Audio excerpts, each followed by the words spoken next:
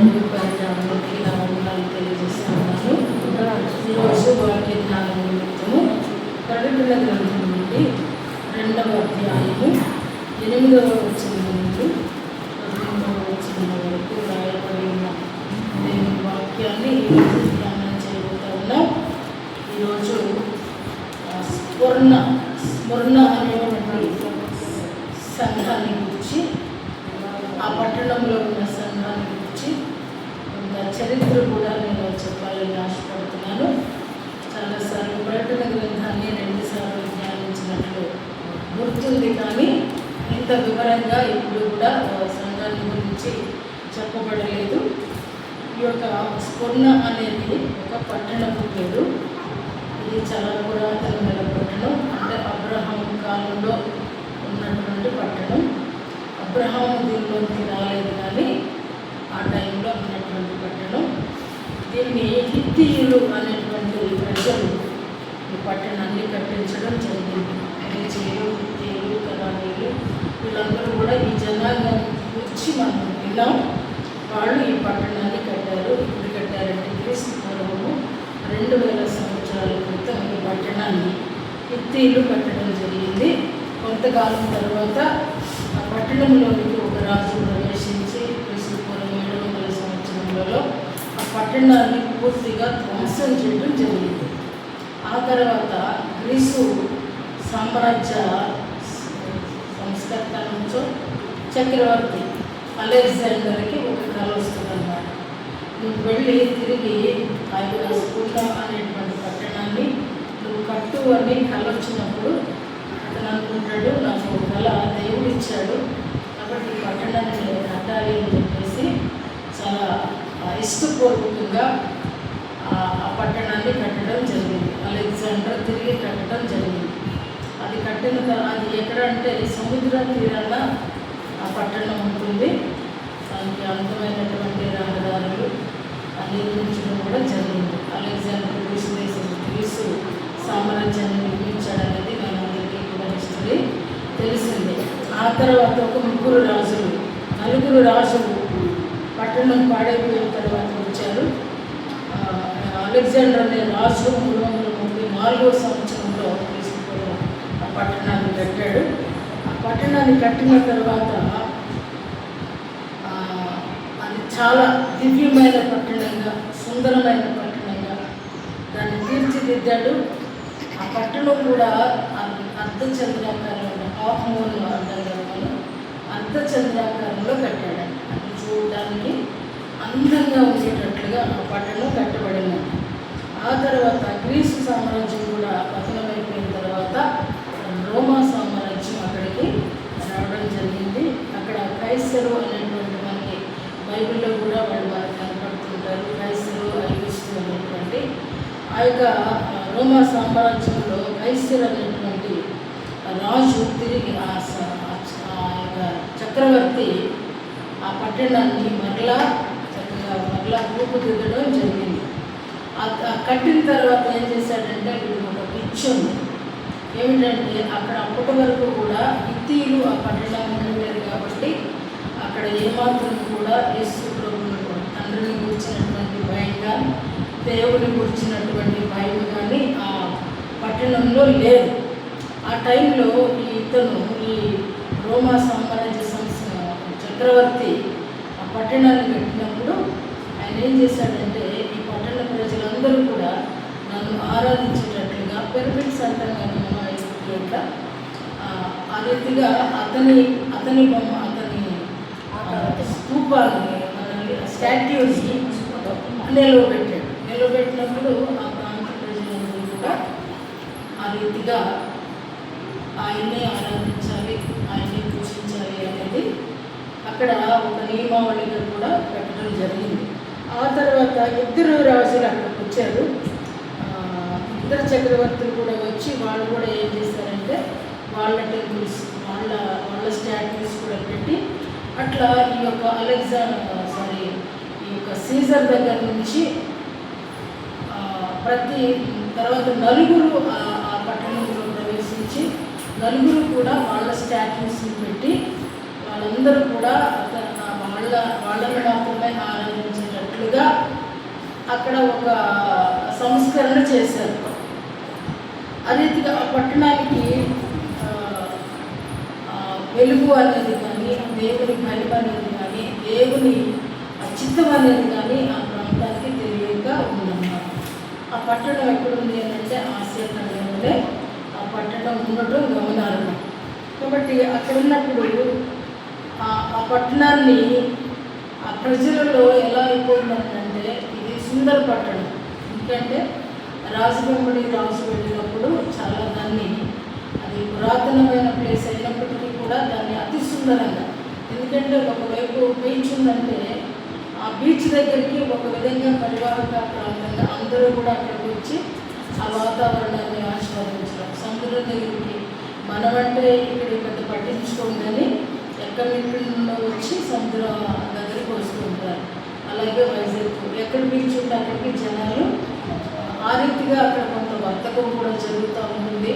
కాబట్టి ప్రజలందరికీ కూడా ఓ విధమైనటువంటి పట్టణం బాగుంది అని అంటే కొంచెం పొగరుగా కూడా ఉంటాం కదా. మాడ పట్టణం హైదరాబాద్కి వెళ్ళినప్పుడు వాళ్ళు ఏమన్నారు, మా తెలంగాణ అన్నట్లుగా మనం అనలేకపోతున్నాం కానీ వాళ్ళు అంటున్నారు. కానీ ఆ విధంగా అంటే వాళ్ళు సాధించుకున్నారు అనేది ఉందనుకో వాళ్ళకి. అలా వీళ్ళకు కూడా ఈ స్ఫుర్ణ అనే పట్టణంలో ఉన్నటువంటి ప్రజలకు కూడా ఆ పట్టణాన్ని బట్టి కొంత అతిశయం ఉంది. అయితే ఆ పట్టణానికి అర్థం ఏమిటి అంటే స్ఫుర్ణ అంటే చెడు అని అర్థం.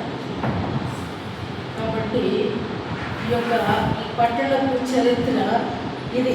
కాబట్టి దీని ద్వారా ఇక్కడికి సువార్త ఎలా వెళ్ళింది అని కనుక మనం ఆలోచన చేస్తే అపోస్తలుల కార్యాలలో 19వ అధ్యాయంలో పౌలు భక్తుడు 19వ అధ్యాయం మొదటి 2 మాటల్లోనే అక్కడ మనకు కనిపిస్తుంటుంది.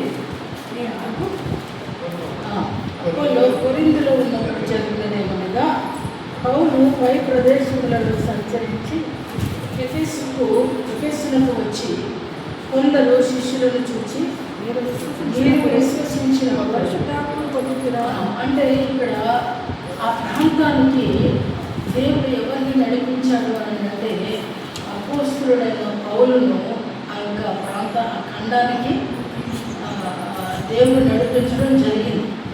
అక్కడ ఆయన ఇంచుమించు 3 సంవత్సరాలు పరిచర్య చేశాడు. ఈయన ఉన్నటువంటి ప్రాంతంలో, ఈయన దిగినటువంటి ప్రాంతంలో ఉన్న పరిస్థితి ఏంటి అని అంటే అక్కడ ఒక భయంకరమైన దేవతను పెట్టి అక్కడ విస్తారమైన జనులు ఆ దేవత దర్శనానికి వెళ్ళేవాళ్ళట. అయితే ఇది తెలుసుకున్నటువంటి పౌలు ఆ టెంపుల్కి వెళ్ళి వచ్చే వాళ్ళతోనంట ఈయన ఒక్కొక్కరితో మాట్లాడుతూ, ఇక్కడే కొన్ని మాటలు ఉంటాయి, ఆయన ఒక్కొక్కరిని పిలిచి మాట్లాడుతున్నట్టు. ఆయన అక్కడ సంఘాన్ని స్థాపించలేదు కానీ అక్కడ ఒక్కొక్కరిని పిలిచి సువార్తను మాత్రం ప్రకటించినట్లుగా ఉంటుంది. కాబట్టి ఈ విధంగా ఆ టెంపుల్ దగ్గరకు వచ్చినటువంటి వాళ్ళు పౌలు చెప్పిన సువార్త విని వెళ్ళి మారు మనసు పొంది వాళ్ళు శిష్యులు అయ్యారట.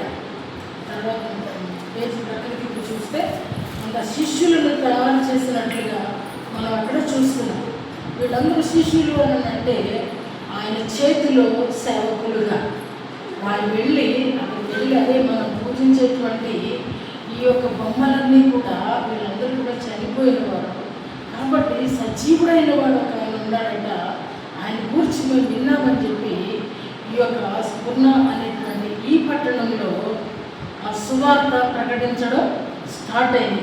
పాల్గా వెళ్ళలేదు కానీ ఆ యొక్క లోకల్ ప్రజలే ఆ సువార్తను ఆ పట్టణంలోకి తీసుకువెళ్ళడం జరిగింది. ఇప్పుడు ఈ సందర్భం ఏంటి అని అంటే ప్రభువారు యోహాను ద్వారా ఈ సంఘానికి ఉత్తరం రాస్తున్నాడు. అంటే మొదటి మాట చూసినప్పుడు మనం స్ఫుర్ణలో ఉన్న సంఘపు దూతకు ఇలాగూ రాయము అంటే ఈ పట్టణంలో ఓ సంఘం స్థాపించబడింది. ఆ సంఘాన్ని నడిపించేటువంటి దూత అంటే సేవకుడు. ఆ సేవకుడికి ఉత్తరము ప్రభువారు రాయిస్తున్నారు. అంటే పౌలు యొక్క సువార్త ఎంతగా బలపరిచింది అని అంటే ప్రభు కొరకు ఒక సంఘాన్ని కట్టేటట్టు సంఘంలో కొంతమంది జనులు ఉన్నట్లుగా వాళ్ళు ఉన్నటువంటి పరిస్థితులను బట్టి కూడా ఇక్కడ రాయడాన్ని మనం ఇక్కడ చూస్తున్నాం.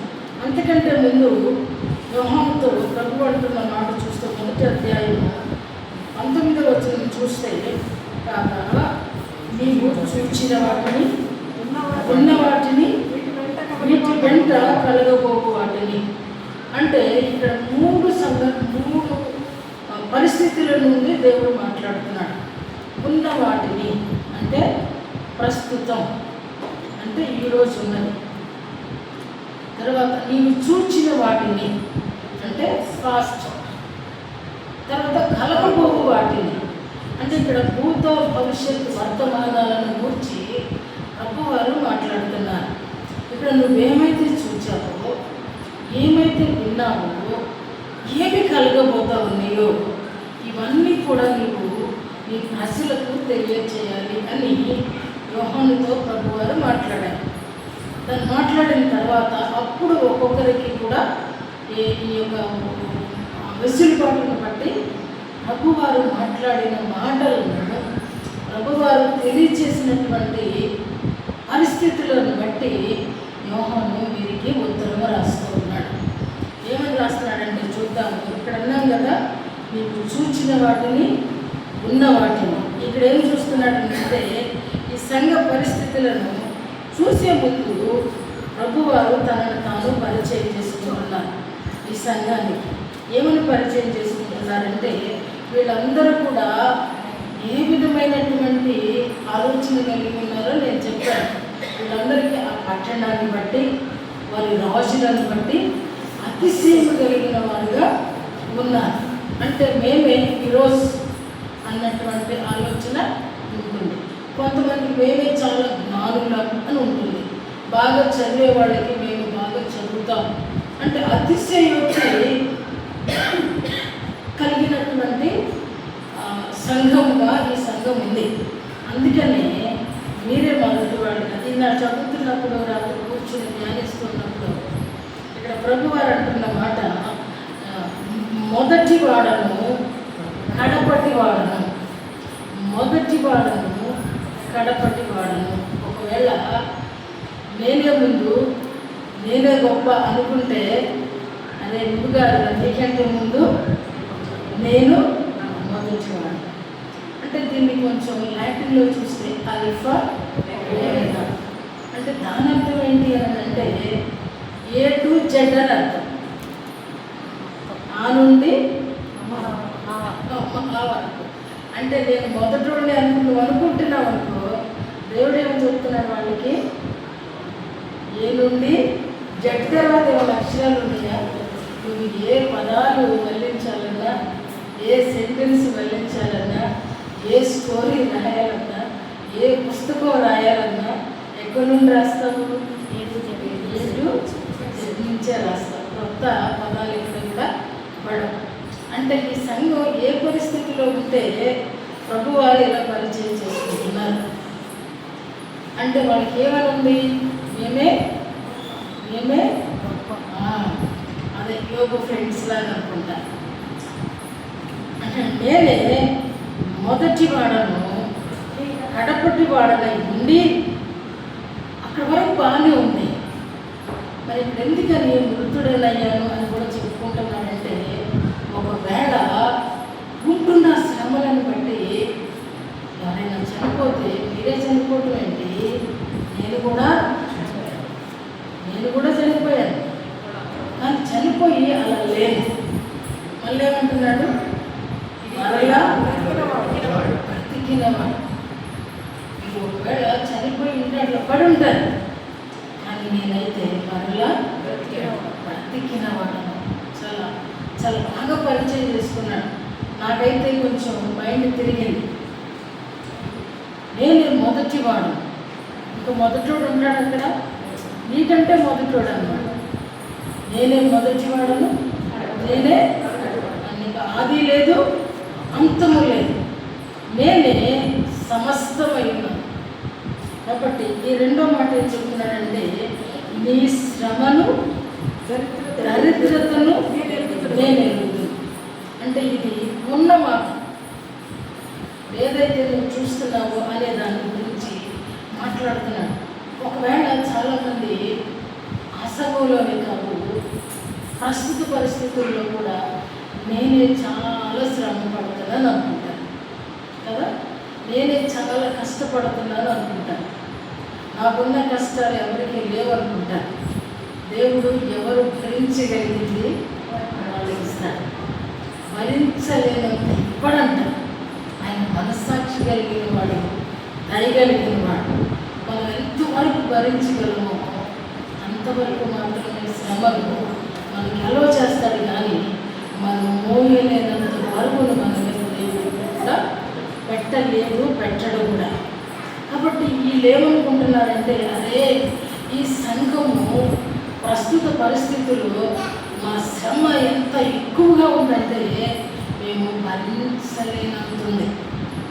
మేము ఒక విధంగా చెప్పాలంటే చాలా దారిద్ర్యతలోకి ఏమంటారు, పేదరికం ఉన్నప్పుడు దారిద్ర్య రేఖ దిగువన అని అంటాం.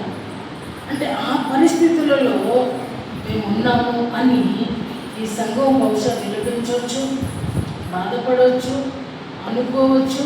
ఆ పరిస్థితులు అవే ఉండొచ్చు. అయితే తప్పుగా అంటున్న మాట అయినను చదవండి అన్నమాట. అయినను మీ బైబిల్లో అండర్లైన్ చేసుకోండి. ఒకవేళ ఏ పరిస్థితుల గుండా నువ్వు వెళుతున్నప్పటికీ, అది కష్టం అవ్వచ్చు, కార్యం జరగకపోవచ్చు, ప్రార్థన ఆలకించట్లేదని నిరాశలో, నిస్పృహలో ఎలా అయినా ఉండొచ్చు. ఒకవేళ ఆహారం లేని పరిస్థితులు దేవుడు అలో చేసిన, కాకులను పోషిస్తున్న దేవుడు మనకు కూడా ఒక పూటైన ఆహారం లేకుండా ఆయన తినడు. ఎందుకు చెప్తున్నానండి ఈ మాట? ఆయన ప్రజలు శిక్షించబడుతున్నప్పుడు, ఆయన ప్రజలు రక్షణ కోరుకుంటూ ఉన్నప్పుడు ఆయన ఆ ప్రజలతో ఉన్నట్లుగా బైబిల్ చెప్తోంది. అగ్ని గుండంలో 3 వేశారు, 4 కనపడుతున్నారు. సింహాలు నోళ్ళు మూయించి ఆ దానియేలు పక్కనే దేవుడు ఉన్నట్లుగా మనకు రుజువు, అంతే, నమ్ముతున్నాం. కాబట్టి ఆయన ఇక్కడ అంటున్నాడు, నువ్వు ఎంత శ్రమలో ఉన్నా, ఎంత కష్టంలో ఉన్నా, ఎంత ఇరుకులో ఉన్నా, ఎంత ఇబ్బందిలో ఉన్నా, ఇబ్బంది పొరుగులో ఉన్నా, నీవు ధనవంతుడవే. ఎందుకనంటే దేవుని కలిగిన ప్రతి వ్యక్తి కూడా భాగ్యవంతులే. బిడ్డలు ఉంటేనే భాగ్యవంతుడు కాదు, ఆస్తి ఉంటేనే భాగ్యవంతుడు కాదు కదా. ఒకవేళ కోట్లు కలిగినటువంటి వారు ఉండొచ్చు, కోట్లను ఇచ్చేవాడు నీవాడైనప్పుడు, ఏమండి, కోట్లు సంపాదించిన వాడు ఉండొచ్చు, కానీ అతనికి కోట్లు ఇచ్చేవాడు, కానీ ఆ కోట్లు ఇచ్చేవాడు నీవాడై ఉన్నప్పుడు, నీ సొంతమై ఉన్నప్పుడు నీకు కోట్లతో పని లేదు, డబ్బులతో పని లేదు, ఆస్తితో పని లేదు. నీ అవసరతను బట్టి దేవుడు వెంటనే ఆ కార్యాన్ని ప్రారంభించి చేస్తూ ఉన్నప్పుడు ₹1 పని ఉందండి, డబ్బులతో పని ఉందండి. నా మాట అర్థమవుతుందా? దేవుడు భాగ్యవంతుడు. మన దేవుని కలిగిన వాడు భాగ్యం కలిగిన వాడు, భాగ్యవంతుడు. శోభారాణి అంటుంది కదా, శివాదేశి, ఈ జనులు భాగ్యవంతులు. అనుదినము నీ మాటలు వినిచుండు నీ ప్రజలు భాగ్యవంతులు. దేవుని గురించిన మాటలు, దేవుని జ్ఞానమును గురించిన మాటలు వినిచుండుట ధన్యత. అందుకే మనం పాడుతున్న పాటలో ఉన్నది, ఆహా నా ధన్యత, ఓహో నా భాగ్యం. ఇది మనకి దేవుడిచ్చినటువంటి భాగ్యం. దేవుడిచ్చే భాగ్యంలో మనం అందరము కూడా భాగ్యవంతులు. అంటే ధనవంతులు. అంటే ఏ వ్యక్తి ఎంత శ్రమ పడుతున్నారు అనేది లెక్క కాదు, కానీ దేవుని ఎంతగా ఆశ్రయించావు అన్నది మాత్రమే లెక్క. ఇక్కడ ప్రభు వారు అంటున్నాడు మరొక మాట, నీవు పొందబోవు శ్రమలకు భయపడకము. నీవు పైకి ఒక సజెషన్ ఇస్తున్నాడు, యూదులమని చెప్పుకొనొచ్చు యూదులు కాక సాతాను సమాజపు వారి వలన నీకు కలుగు దోషణ నేను ఎరుగుదును. కొంతమంది ఇక అంటున్నమాట, కొంతమంది ప్రార్థనలు చేయరు సరిగ్గా, దేవునితో సత్సంబంధం ఉండదు. కానీ వీళ్ళు ఏం చేస్తారంటే బయట వాళ్ళకి చెప్పేటప్పుడు అసలు దేవుళ్ళగా చెప్తారు. వీళ్ళు దేవుడే ఇక ఎట్లా చెప్తారంటే ఈడే దేవుడు అన్నట్టు చెప్పుకుంటాడు. దేవుడు నాతోనే మాట్లాడుతున్నాడు, నాకు చెప్పేశాడు, నాకు భయం లేదు, నేను కాదు, ఇప్పుడు నేను దేవుడే. నల్ల చేస్తాడు ఇవన్నీ. అలా ఉంటే గౌరవంగా మాట్లాడతారు. దేవుని కలిగిన వారు శూర కార్యాలు చేస్తారు. నీ కార్యాల ద్వారా నువ్వు నిరూపించాలి దేవుడు నీలో ఉన్నాడని. అర్థమవుతుందా? దేవుడు ఉన్నాడనేది మన క్రియల ద్వారా నిరూపించబడాలి. చేసేదేమో దొల్ల పనులు, చెప్పేదేమో ఏమండి నీతి కవులు. ఇది ఎట్లాంటి వాళ్ళు ఉన్నారండి ఈ సంఘంలో. ఈ సంఘంలో ఉంటే వాళ్ళ గురించి అంటున్నాడు, ఒకవేళ యూదులు చాలా ఏమండి వాళ్ళు ఒక వ్రతం కలిగినటువంటి వారుగా ఉంటారు, నిష్ఠ కలిగిన వారుగా ఉంటారు. అటువంటి నిష్ఠ ఉండదు, మన చుట్టూరు ఒక సర్కిల్ ఉండదు, మన చుట్టూరు కూడా ప్రాకారం ఉండదు.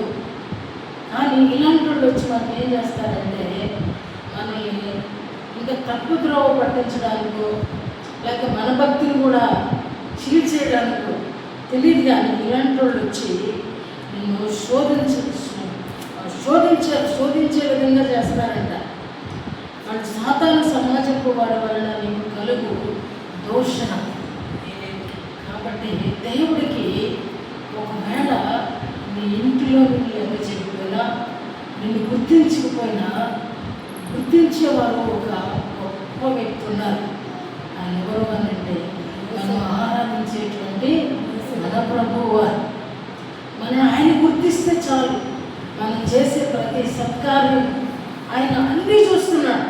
చెడు చూస్తున్నాడు, మంచి చూస్తున్నాడు, సత్కార్యాలు చూస్తున్నాడు, దుష్కార్యాలు చూస్తున్నాడు, మంచి తలంపులు చూస్తున్నాడు, చెడు తలంపులు కూడా చూస్తున్నాడు. ప్రతీది కూడా లెక్కలోకి వెళ్ళిపోతాయి. ఆ గిన్నెలో పడేయి, ఆ గిన్నెలో పడితే ఈ గిన్నెలో పడేయి, ఈ గిన్నెలో పడితే మధ్యలో మాత్రం ఏముంటుందండి, తక్కేడు ఉంటుంది, త్రాసు ఉంటుంది, తేలిపోతాయి. వాటిని అవి తేల్చేస్తున్నాయో ఇవి తేల్చేస్తున్నాయో మనిషిని మాత్రం తేల్చేస్తాయి. అలాంటి సాతాను సమాజపు వారు సంఘములో ఉండకూడదు. నీతి క్రియలు జరిగించుచు బాధింపబడి వారికి ఆయన న్యాయం తీర్చేవాడు. నీతి క్రియలు జరిగించుచు బాధింపబడే వారికి ఆయన న్యాయం తీర్చేవాడు. నీతి క్రియలు చేయడానికి నువ్వు బాధింపబడినా సరే నీ నీతికి న్యాయం తీరుస్తాడు దేవుడు, మంచి చేస్తాడు. అంతేగాని చెడువైపు అడుగులు, చెడువైపు అట్లా సాతాను సమాజపు వారిగా ఉండకూడదు అని దేవుడు ఇక్కడే హెచ్చరిస్తున్నాడు. మరొక మాట అంటున్నాడు, నీవు పొందబోవు శ్రమలకు భయపడద్దు. ఈరోజు మనతో చెప్తున్న మాట, మన లోకంలో చాలా వార్తలు వింటున్నాం, దుర్వార్తలు వింటున్నాం. ఎంత దారుణం అంటే ఒక 10-15 రోజులు బట్టి ఒకే వార్త కదా, ఏ ఛానల్ చూసినా 23 ఏళ్ళ కుర్రోడిని ఏం చేశారో తెలియదు, తల్లి బూడిదన్న ఇమ్మని అడుగుతుంది. ఎంత దారుణం కదా. అయ్యా నా కుమారుని చంపేశారు, ఆ బూడిదన్నా ఇవ్వండి అయ్యా అని అడుగుతుంది. ఏ స్థితిలోకి వెళ్ళిపోయింది సమాజం, ఎక్కడికి వెళ్ళిపోయింది లోకం. అతని మీద కొన్ని కేసులు ఉన్నాయండి, ఉంటే మాత్రం మనుషులు కనపడకుండా అయిపోతారా? అది వింటున్నప్పుడు చూస్తున్నప్పుడు చాలా దుఃఖం వేస్తుంది. అందుకే ప్రభు అన్నాడు, తీర్పు ఎక్కడుందంట? మన మధ్యలో ఉంది. తీర్పు తీర్చకుడి, తీర్పు తీర్చబడుతుంది. నిజంగా ధర్మశాస్త్రం ఈరోజు అమలైపోతూ ఉంది. ఎవరినలో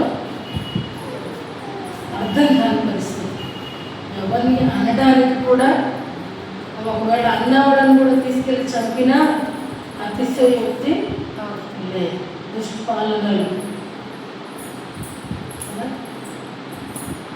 కాబట్టి సంఘానికి శ్రమలు రాబోతున్నాయి. ఏం చెప్తున్నాడు ఇక్కడ? నువ్వు చూచిన వాటిని, ఉన్న వాటిని, జరగబోవు వాటిని. జరగబోయేది ఏంటి చెప్తున్నాడంటే, చూచింది ఏం చెప్పాడు అని అంటే, నువ్వు శ్రమ పడుతున్నావు, దారిద్ర్యతలో ఉన్నావు, అయినా సరే నీవు ధనవంతుడు. ఒకవేళ నేను ఈ విధంగా నేను హింసిస్తున్నా సరే నువ్వు దాన్ని ఏమి నువ్వు లక్ష్య పెట్టవలసిన లేదు. కానీ నీకు కొంతకాలం శ్రమలు రాబోతున్నాయి. దానికి మాత్రం నీవు భయపడద్దు. ఎప్పుడు భయపడద్దు అనే మాట మనకు వర్తిస్తుందంటే, మన ప్రాణానికి మనం విలువ ఇవ్వనప్పుడు, మన ప్రాణాన్ని మనం లక్ష్య పెట్టినప్పుడు, మన ప్రాణ విలువ కన్నా దేవుని విలువ గొప్పదని ఎంచినప్పుడు. బైబిల్ చెప్తుంది, తన ప్రాణాన్ని తగ్గించుకుని వాడు దానిని పోగొట్టుకుని.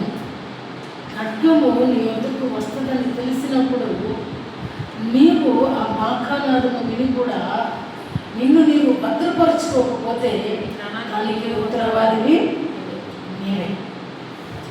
ప్రభువారు ఈ వాగ్దానాలను చెప్తున్నాడు. ఏమనంటే, నీకు శ్రమలు రాబోతున్నాయి.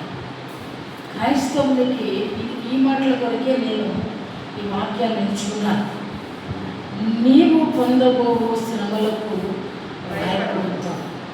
ఈరోజు అదే పార్టీకి పనిచేసిన అదే వ్యక్తులే దిక్కులేదు. ఏ పార్టీకి వాళ్ళు ఛానల్గా ఉన్నారో వాళ్ళ పార్టీ నాయకుడు వాళ్ళ దేవి కూడా అదే కులం, అదే పార్టీ, అదే జెండా మోసి, అదే ఐడెంటిటీ కార్డులు వేసుకుని, అంటే ఈరోజు వాళ్ళకే లేనప్పుడు మనకు కాబట్టి మన దేవుడు మొదటివాడు, కడపటివాడు. ఆయన ఆల్ఫా ఒమేగా. ఆయన మృతుడై మరలా పడినవాడు. అంటే ఈ లోకంలో ఏ మనుషులు చేయకపోయినా దేవుడు సత్యవంతుడు, న్యాయవంతుడు. నిజంగా ఆయనను ఆశ్రయిస్తే, ఆయనను మనం పట్టుకోగలిగితే ఆయన మనల్ని విడిచిపెట్టే దేవుడు కాదు. లోకంలో శ్రమ రాబోతుంది. సంఘం ఎత్తబడిన తరువాత శ్రమల కాలం అనేది అపోహ. ప్రభువారే చెప్తున్నారు ఈ మాటలు. శ్రమలు రాబోతున్నాయి. ఆ శ్రమలలో నీకు భయపడవలసిన అవసరం లేదు. ఒకవేళ భయపడి దూరంగా జరిగిపోయినటువంటి ఏలియాను దేవుడు విడిచిపెట్టలేదు. దూరంగా ఒంటరిగా అయిపోయినటువంటి ఏలియాను దేవుడు విడిచిపెట్టలేదు. ఐగుప్తు రాజు భయంకరమైన హింస ఆయన ప్రజలను చేస్తూ ఉన్నప్పుడు దేవుడు వారిని విడిచిపెట్టలేదు. ఆయన శ్రమలో ఉన్న ఎవరిని కూడా పౌలు శీలలో చెరసాలలో పడేసి కుమ్మేసి ఒళ్ళంతా రక్తధారణ కలిగినప్పుడు, వస్త్రహీనులుగా ఉన్నప్పుడు దేవుడు విడిచిపెట్టలేదు. ఇర్మియాను నీళ్లు లేని బావిలో పడవేసినప్పుడు దేవుడు విడిచిపెట్టలేదు. కాబట్టి శ్రమలో ఆయన తోడై ఉండే దేవుడు, శ్రమలో విడిచిపెట్టే దేవుడు కానే కాదు. కాబట్టి నీవు పర్సనల్ తీసుకోవాల్సింది ఇక్కడ. మీరు అని అంటలేదు. ఈ శ్రమ అనేది పర్సనల్. నీవు పొందబోవు శ్రమలకు భయపడాల్సిన లేదు. ఇదిగో మీరు శోధింపబడినట్లు అపవాది మీలో కొందరిని చెరలో, ఏ సంగతులండి ఇవి? భవిష్యత్ సంగతులు మీలో కొందరిని చెరలో వేయింపబోచున్నాడు. 10 దినములు శ్రమ కలుగును, మరణము వరకు. చాలామంది చెప్తున్నారు కదా, రక్షించబడిన నేను. ఒకరోజు నీవు రక్షించబడితే ఇక నీ పేరు జీవగ్రంథంలో నుంచి దేవుడు కూడా తుడిచేయలేడు. తప్పు. మరణము వరకు మనకున్నది వారంలో 7 దినాలే. కానీ వాక్యం చెప్తుంది 10 దినాలు మీకు శ్రమ. అంటే 7కు మించి ఒకవేళ 3 దినాలు ఎక్స్ట్రా శ్రమ వచ్చినా ఆ శ్రమను భరించగలిగిన విశ్వాసిగా క్రైస్తవుడు ఉండేంత వరకు కూడా ఆయన రాకడ ఆలస్యమవుతూనే ఉంటాడు. ఒకవేళ ఆయన వచ్చుంటే మనందరము కూడా సాతాను చేత తరమబడుతూ ఉండేవాళ్ళు. కాబట్టి ఆయన రాకడ ఎందుకు ఆలస్యం అవుతుంది అని అంటే, క్రైస్తవుడు 10 దినాలు శ్రమ అనుభవించాల్సి ఉంది. శ్రమ వచ్చినప్పుడు భయపడకుండా ఉండాల్సి ఉంది. మన భక్తులందరినీ చెరసాలలో వేయలేదా, సింహాల బోన్లో వేయలేదా? ఇది ఆది నుంచి ఉన్నది. అది కాండము మొదటి నుంచి మొట్టమొదటి శిక్ష ఎవరికి పడింది అంటే ఆదాముకే. ఆయన సన్నిధి నుంచి, ఆయన ఇచ్చిన నివాసము నుంచి బయటికి త్రోసిపడటమే శ్రమ కదండి. అంతకంటే శ్రమ ఏముందండి? కష్టపడటం, పండించుకోవటం, ఇది కాదు శ్రమ. దేవునికి దూరం అయ్యమంటే అక్కడే నీవు శ్రమలో ఉన్నావు అనేది లెక్క. కాబట్టి ఇక్కడ వాక్యం ఏం చెప్తుంది అంటే, దేవుని హత్తుకొని ఉండండి, దేవుని విడిచిపెట్టబాకండి. ఇందాక అంటున్నాడు దుష్టులంట, ఒక పెద్ద లిస్ట్ ఇచ్చారు కదా, దుష్టులకి ఇలాగ జరుగుతుంది, అలాగ జరుగుతుంది. కానీ దుష్టుడిగానే ఉండలేమని వాక్యం చెబుతుంది. ప్రసంగి గ్రంథం ఏమంటుంది? భక్తుడిగానే ఉండని, దుష్టుని దుష్టత్వంలోనే ఉండని. కానీ ఒకనొక రోజు ఉంది, ఆ రోజు నేను ఎక్కడ కూడా ఉంచుకోలేదు. కాబట్టి అంటున్నాడు, నీకు మరణము వరకు నమ్మకముగా ఉండు. 10 దినములు శ్రమ కలుగును, మరణము వరకు నమ్మకముగా ఉంది. ఈ మాట మనం మన జీవితాల్లోనికి నిజంగా ఆ హృదయమని పలకని రాసుకోవాలి. ప్రతిరోజు నమ్మకంగా ఉండాలి. శ్రమలు 10 రోజులేదే, కానీ నమ్మకం మాత్రం మరణం వరకు. శ్రమ మన జీవితంలో భాగిస్తే నిజంగా చాలా తక్కువ రోజులే ఇక్కడ మనకి శ్రమలు ఉన్నాయి. కానీ ఆ శ్రమ దేవుడు అలో చేసినప్పుడు ఆ శ్రమలో నిలబడవలసిన బాధ్యత, నిలబడవలసిన ధన్యత భక్తుడికి ఉంది. శ్రమలో కృంగిపోకూడదంట. శ్రమలో కృంగిపోతే చాతకాని వాడడం అయిపోతాం. మనం అనుకుంటాము మనకున్న శ్రమలే చాలా శ్రమలు అనుకుంటాం. ఇవి శ్రమలు కాదండి, ఇవన్నీ దైనందిన జీవితంలో అడ్డుపట్లు. ఇవి శ్రమలు కానే కాదు. దేవుని నిమిత్తం, దేవుని నమ్ముకున్నందుకు ఇవి తీసుకెళ్ళి జైల్లో పెడితే అది శ్రమ. దేవుని నమ్ముకున్నందుకు పట్టుకుని కొడితే శ్రమ. ఈ పట్టణంలోనంట ఉన్నటువంటి రాజులందరూ కూడా, ఆ తర్వాత వచ్చిన రాజులు ఎవరైతే దేవుని నమ్ముకుంటారో వాళ్ళని ఒక శిక్ష ఏమిటి అని అంటే, ఒక రాజమ్మ చేసింది, ఒక పాత్ర పొయ్యి మీద పెట్టి కింద మండుతూ ఉన్నప్పుడు పైన కొంచెం నూనెసి ఆ వ్యక్తిని తీసుకొచ్చి ఆ పాత్రలో వేసేది. ఈ శిక్ష ఎవరు అనుభవించారు? మోహన్ అనుభవించాడు. రాజుల పేర్లు కూడా ఉన్నాయి, నేను చెప్పట్లేదు. మరొక రాజు వస్తే ఆ రాజు ఏం చేశాడు అంటే శరీరపు యాక్ అనేటువంటి జంతువు తోలు ఒలిసి దానిలో చుట్టి పడేస్తారు. ఎండిపోతూ ఉన్నప్పుడు ఈ మనిషి మరొక శిక్ష ఏమిటంటే పద్మాసు దీపంలో ఆహారం లేక నీరు లేక విషసర్పాల చేత కరవబడి ఆ రీతిగా చనిపోతారని మరొక రాజు వచ్చి తారు డబ్బాలో వేసి, తారు డబ్బాలో సెగబిడికి ఎలా ఉంటుందండి, ఎలా ఉంటుంది? ఇటువంటి శిక్షలు అమలు చేశారు. వీటిల్లో మన భక్తులు ఎంతోమంది బలైపోయారు తెలుసా. సాధు సుందర్ సింగ్ దగ్గర మారు మనసు పొందిన భక్తుల గురించి నేను చదివాను. ఆ భక్తుడు దేవుడు నమ్ముకున్నాడు. అంటే టర్కీ దేశంలో ఆయన యాక్ అనేటువంటి ఈ చర్మంలో చుట్టి ఆయన ఎండలో పడేసినప్పుడు అలాగే అరిచి ఆహారం లేక చనిపోయి ఇంత భయంకరమైనటువంటి శిక్షలు ఉన్నాయి. కానీ ఈరోజు మనల్ని బహుశా ఇది ప్రారంభమేమో చెప్పలేము, మనల్ని కూడా చంపొచ్చు కదా. అందుకని పౌలు అంటాడు, కరువైనా ఖడ్గమైన ఉపద్రవమైన వస్త్రహీనతైన అతిథిలో ఏదైనా అలాంటివి వచ్చినా సరే క్రీస్తు ప్రేమ నుండి మనలను ఎడబడుతున్నారు.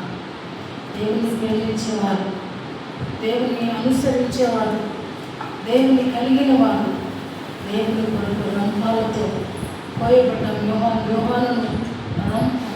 యాకోబును రంభంతో పోసేశారు.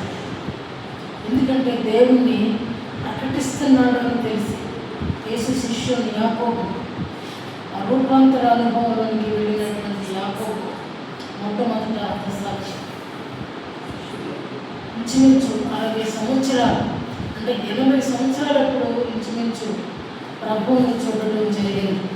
యోహాను అంటే యవనస్తుడు అన్నప్పుడు 20 సంవత్సరాలు వాడవచ్చు. అలాంటి టైంలో ఈ సంగతులన్నీ కూడా యోహానుకి చెప్తా ఉన్నాడు దేవుడు. ఇదిగో జరగబోయే సంఘానికి ఈ రీతిగా జరగబోతూ ఉన్నాయి, శ్రమలు రాబోతూ ఉన్నాయి, వాళ్ళు భయపడొద్దని చెప్పు. ఆ శ్రమల్లో నిలిచి ఉంటే, ఆ నమ్మకంగా విశ్వాసాన్ని కాపాడుకుంటే జీవ కిరీటం ఇస్తాను. నమ్మకత్వానికి వచ్చే కిరీటం జీవ కిరీటం. తప్పు చేసి క్షమాభిక్ష కోరడం గొప్పది కాదు, తప్పు చేయకుండా శిక్షించబడటం గొప్ప. మాట అర్థమైందండి. తప్పు చేసేయడం క్షమాపణ అడగడం మీకు అది అలవాటుగా అయిపోయింది. కానీ దానివల్ల ఒదిగేదేమి, నువ్వు సాధించేదేమి, నువ్వు స్థిరపడేదేమి, నీ కిరీటాలేమి కూడా దొరికేది కాదు. ఆ అనుభవం క్రీస్తు నిమిత్తం దేన్నైనా విడిచిపెట్టగలగడం, క్రీస్తు నిమిత్తం క్రీస్తు మాటను బట్టి దేవుని కొరకు నిలబడటమే నువ్వు శ్రమను జయించేవన్నటువంటి సత్యం. కాబట్టి సంఘానికి శిక్ష రాబోతుంది, సంఘానికి హింస రాబోతుంది. నేను మనం చెప్పాను, మళ్ళీ ఏ గవర్నమెంట్ రాబోతుందో. కాబట్టి ధైర్యం తెచ్చుకోండి. ఆ శ్రమలో నిలిచే ధన్యత కొరకు ప్రార్థన చేసుకోండి. ఇంకా ఎంతసేపు నా కొడుకల, నా కూతురల, నా కుటుంబం వల్ల, నా ఆస్తల, నా కారాల, ఇంకా ఈ దిక్కుమాలాటి కొరకు కాదు. మనకున్న నివాసాలు చాలు. ఇదిగో ఒకవేళ అలాంటిది కలిగిన, నేను ఒక మాటను అండర్లైన్ చేసింది ఏ పురాణంలో, ఆ మాట నేను చదువుతాను.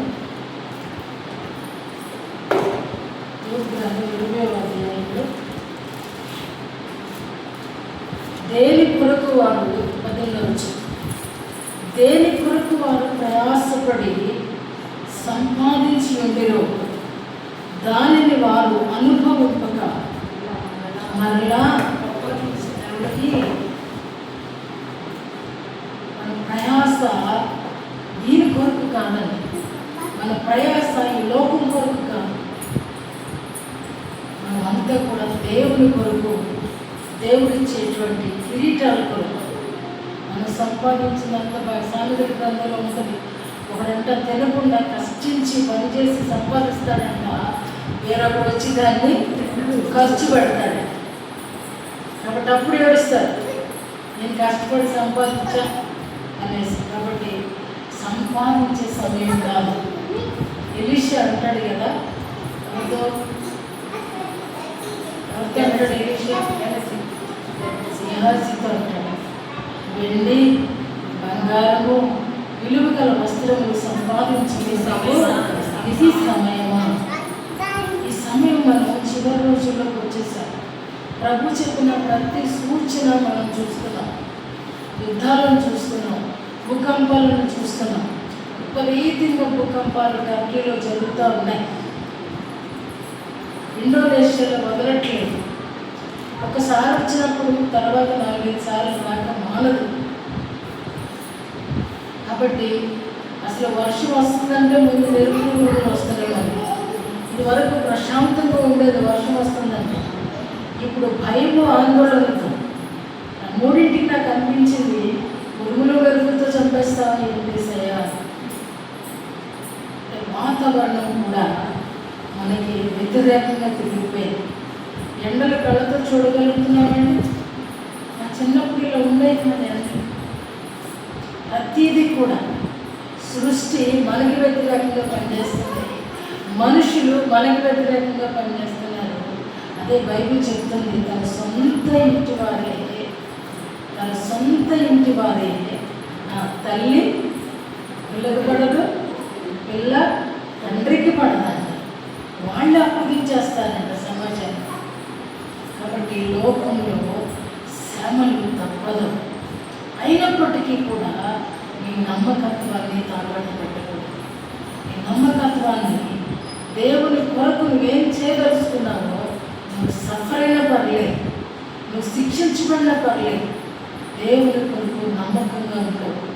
దేవుడి ఇచ్చే జీవిత విజయాన్ని పొందుకోమని దేవుని పేరట ఆనందిస్తున్నా. తర్వాత ఇంకొక మాట, ఈ మాటల గురించి అంటూ ఆత్మ చెప్పుచున్న మాట, చెవిగలవాడు వినుగాక. జయించిన వాడు రెండవ మరణము వలన ఏ హానియో చెందడు. అంటే నమ్మకంగా ఉన్నవాడు రెండవ మరణము అంటే నిత్య నరకాగ్నిలోనికి వెళ్ళకుండా జీవములోనికి ఉంచబడతాడు. కాబట్టి దేవుని కలిగిన వారు, ఆయన మొదటివాడు, A to Z చేయగలిగిన వాడు, సమస్తమును చేయగలిగిన వాడని ఎరిగి మనకున్నటువంటి చిన్న చిన్న ఇబ్బందులు, శ్రమలను ఎంచకుండా వీటిలో మహదానందం అనుభవిస్తూ కుటుంబం నేను జరుగుతున్నారా, సంతోషించు. ప్రజలు నేను దూషించి ద్వేషించినప్పుడు సంతోషించు, ఆనందించు. ఈ సంతోషం రెట్టింపోతుంది. కాబట్టి లోకంలో క్రైస్తవులకు శ్రమ రాబోతుంది, మరణం వరకు నమ్మకముగా. ఒకవేళ ఆ దినాలలో ఆది సంఘానికి వచ్చినటువంటి శ్రమ ఈరోజు రాదని ప్రభువారు ఎక్కడ చెప్పలేదు. క్రైస్తవుడు అనబడే వాడికి శ్రమలు రావు అనేది దేవుడు ఎక్కడ చెప్పలేదు. ఒకవేళ శ్రమ వస్తే నేను తప్పిస్తాను అనేది ఎక్కడ చెప్పలేదు. 82వ కీర్తనలో ఒక మాట ఉంటుంది, రాజశేఖర్ రెడ్డి గారు చనిపోయినప్పుడు నేను దేవుణ్ణి అడుగుతున్నాను, అయ్యా చాలా మంచోడు, చాలామందికి సహాయం చేసేవాడు, ఎందుకయ్యా ఇలా జరిగిపోయింది అన్నప్పుడు 82వ కీర్తన నా కళ్ళ ముందు దేవుడు తీసుకుని వచ్చినప్పుడు చివరి వచ్చిన చూస్తే, అధికారులలో ఒకడు ఉన్నట్లు వీరులు పూలుడు అయినను ఇతర మనుషులు చనిపోయినట్లు మీరు చనిపోదురు, అధికారులలో ఒకడు కూలినట్లు మీరును కూలుదురు. దేవుడి మాట ద్వారాతో మాట్లాడాడు. తీర్పు తీర్చడం, ప్రశ్నించడం మన చేతిలో లేదు, దేవుని చిత్తం. శ్రమలు మనకే వస్తాయి. ఆ శ్రమలో నుండి కిరీటం కావాలంటే పోరాడు, కిరీటం అవసరం లేదు అని అంటే ఇక్కడే భూమి మీదే నిలిచి ఉండు, నిత్య శిక్ష నిత్య నాశనానికి సిద్ధంగా ఉండు. ప్రభువుని ఒకవేళ ఆ రీతిగా విశ్వసించలేము, నేను నమ్మకంగా ఉండలేను, ఆ శ్రమలు నేను తట్టుకోలేను, ఆ శ్రమ నాకు వద్దు అని అంటే ఇప్పుడే లేదు దేవుడికి ఏమి చింత అనేది లేదు. ఆయన నమ్మిన వాళ్ళు వేరే ఉంటారు, ఆయన ఆశ్రయించే వాళ్ళు ఆయనకు ఉంటారు, ఆయన ప్రజలు ఆయనకు ఉంటారు. కాబట్టి దేవుని కలిగి ఉంటావా, నమ్మకంగా ఉండు. దేవుడు నువ్వు శ్రమ వచ్చినప్పుడు కుంగిపోతావా, చేతగాని వాడుగా ఉంటావా, దేవుణ్ణి వదిలే, ఇప్పుడే వదిలే. అదేమి కూడా పెద్ద ఎంత విశేషమేమి కాదు. అందరూ పోయినట్లుగానే నువ్వు నరకానికి పోతావు, అందరూ కూలినట్లుగానే అధికారులు కూలినట్లుగానే మనము కూలతాం. కాబట్టి జ్ఞాపకం చేసుకుంటూ శ్రమ అనేది మనకి స్ఫూర్తినిస్తుంది. శ్రమ అనేది మనం ఆశీర్వదించినప్పుడు దానిలో విషయాన్ని దేవుడు ఇస్తాడు. శ్రమను ఎందుకు ఎలా చేస్తున్నాడంటే శ్రమ గుండా మీరు నడిపించినప్పుడు ఆయన సువర్ణలాగా మార్చడానికి, ఆయనకి తోడై ఉండడానికి, మరింత దగ్గరై ఉండడానికి. యోహాను భక్తుడు కూడా ఈ మాటలు చెప్తున్న యోహాను భక్తులను కూడా తీసుకెళ్ళి మరుగుతున్న నూనెలో పకోడి లేకున్నట్టే కదా. ఆయనను ఆ శిక్ష ఆయనేమి ఎందుకేనంటే ఆయనలో ఉన్నది ఎవరు చనిపోయి మరలా బ్రతికిన వాడు ఉన్నాడు. ఆయనలో ఎవరున్నారండి? మరలా ఆయనకి ఇక మరణం అనేది లేదు. కాబట్టి ఆయన కలిగిన వాడికి మరణం అనేది లేదు. అంతా కూడా పునరుద్ధానం, నిత్య జీవం. కాబట్టి అటువంటి కృప దేవుడు మనకు అనుగ్రహించాలని మనందరం ప్రార్థన చేసుకున్నాం. అసలు తీసుకొని వెళ్ళి నమ్మకత్వంలోకి నడిపించి విజయోత్సాహంతో ఊరేగించే దేవునితో కలిసి మనం కూడా విజయ కీర్తనలు పాడేటట్లుగా దేవుడు మనకు